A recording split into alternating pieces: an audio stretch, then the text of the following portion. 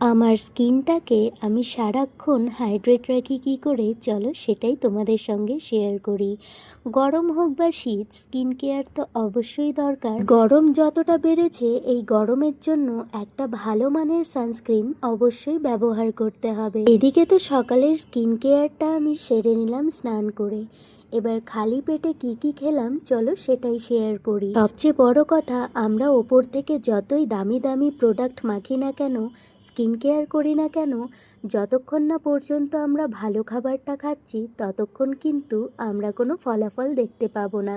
তো খালি পেটে আমি এই ধনিয়া ভিজানোর জলটা খেয়ে নিলাম, যেটা আমি রাতেই ভিজিয়ে রেখেছিলাম। তার আধা ঘন্টা পরে আমি এই বিটরুটের জুসটা খাই, তারপরেই করি ব্রেকফাস্ট। আর বিটরুটের জুসটাতে আমি অনেক কিছুই অ্যাড করি, শুধু বিটরুটই না।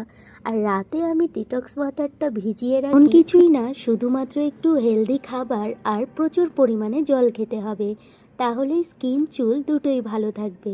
আর এই ডিটক্স ওয়াটারটা কিন্তু আমি সারা দিনে শেষ করে দিই।